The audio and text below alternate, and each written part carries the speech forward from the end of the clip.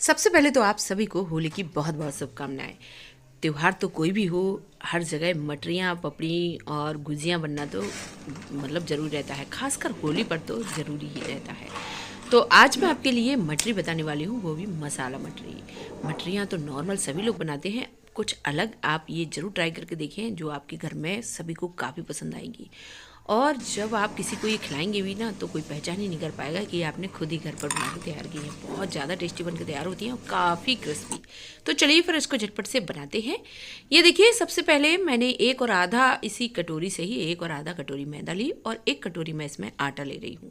तो आप अपने अकॉर्डिंग ही क्वांटिटी कम या ज़्यादा भी कर सकते हैं, या आप सिर्फ ये मैदे से बनाकर तैयार कर सकते हैं या फिर सिर्फ आटे से ही। और मैं इसमें ये सूजी ऐड कर रही हूँ, तो सूजी आप ज़रूर ऐड करें। आधा कटोरी मैंने सूजी ऐड कर दी है, इससे काफ़ी क्रंचीनेस रहता है, तो सूजी तो आप ज़रूर ऐड करें। बस अब कुछ नहीं करना है, टेस्ट के अकॉर्डिंग इसमें नमक ऐड कर दूंगी। बहुत ही झटपट ये सारी प्रोसेस होती जाती है और ये मटरियाँ खाने में नॉर्मल जो आप मटरी बनाते होंगे ना, उनसे ये बहुत ज़्यादा अच्छी लगती हैं। मेरे घर में ये सभी को काफ़ी पसंद आई है, हो ही नहीं सकता कि आपको भी पसंद ना आए। इसमें थोड़ी सी मैंने, या कह सकते हैं 1 चम्मच मैंने अजवाइन डाल दी है। दोनों हाथों से अच्छे से रगड़ लिया, और जब आप इस तरह से डालते हैं ना, तो जो इसका फ्लेवर है ना, तो बहुत ही ज़्यादा अच्छा आता है। अब इसके बाद ही मैं मोइन के लिए ये तेल डाल रही हूँ। तो मैंने कुल मिला के 2 बड़ा ही चम्मच इसमें तेल डाला है। आप अपने अकॉर्डिंग ही घी भी डाल सकते हैं, या तेल भी, जितना भी मोइन पसंद करते हो, या आप जितनी मैदा की क्वांटिटी ले रहे हो। बस मोइन आपको इस तरह से लेना है। ये देखिए, जैसे ही आप इस तरह से कैसे भी पकड़े एक लड्डू बनने लगे, तो आप समझ जाए ये बिल्कुल ही तैयार है। अब हल्का सा गुनगुना पानी लेना है और इसका एक आटा बनाकर आपको तैयार करना है। ये देखिए, तो जिस तरह से आप पूड़ी का आटा बनाते हैं ना, उसी तरह से ही आपको ये आटा बनाकर तैयार करना है। तो धीरे धीरे करके मैं इसका एक आपको आटा बनाकर दिखाती हूँ। इसी तरह से ही आपको ये आटा बनाकर तैयार करना है। ये बिल्कुल ही तैयार हो चुका है। अब मैं इसको कम से कम 10 मिनट तक रेस्ट करने के लिए रख दूंगी, और इसके बाद ही बताती हूँ क्या करना है। अब चलिए बनाते हैं मसाला, बहुत ही ज़्यादा टेस्टी। तो 1 चम्मच मैंने ये जीरा पाउडर लिया, आप चाट मसाला भी यूज कर सकते हैं इसकी जगह, और आधा चम्मच लाल मिर्च का पाउडर। इसके बाद ही ये धनिए का पाउडर आधा चम्मच, और इसके बाद मैं इसमें गरम मसाले का पाउडर ले रही हूँ। तो मैं आपको बता दूँ, जब मैंने ये मसाला बनाया तो मैंने सोचा ही नहीं था इतनी ज़्यादा अच्छी ये मटरी बनके तैयार होंगी। तो पहले मैंने मसाले की क्वांटिटी कम ही बनाई थी। अब मैंने इसमें गरम मसाले का पाउडर डाल दिया है। मतलब मैंने तो मीट मसाला डाला है, आप गरम मसाले का पाउडर यूज कर सकते हैं, आधा चम्मच, और थोड़ा सा टेस्ट के अकॉर्डिंग काला नमक। फिर मैंने जब ये मसाला ट्राई किया और जब मैंने मटरी सभी को टेस्ट कराई, तो बहुत ही ज़्यादा टेस्ट लगी। तो ये मसाला तो कम ही पड़ गया था, तो आप कुछ ज़्यादा ही क्वांटिटी में बना कर रख लें, लेकिन मेजरमेंट यही रहने दें। अब ये बड़ा साइज़ का मैंने पेड़ा लिया। जिस तरह से आप एक रोटी बनाकर तैयार करते हैं ना, इसी तरह से ही आपको रोटी की तरह ही इसको बेलकर तैयार कर लेना है, वो भी पतली पतली सी रोटी। ये देखिए, तो जितनी भी साइज़ में ये बेलता जाए, उसी तरह से ही आपको बड़ी साइज़, जितनी भी बड़ी साइज़ कर सकें आप, उतनी बड़ी साइज़ कर सकते हैं।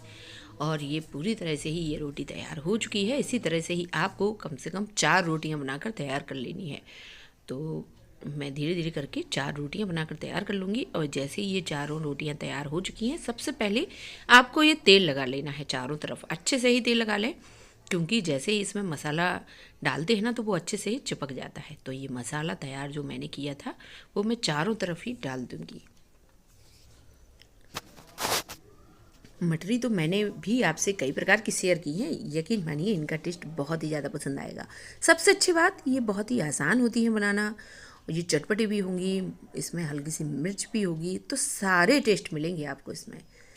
और बहुत ही ज़्यादा क्रंच जो आता ना, वो बहुत ही बेहतरीन लगता है।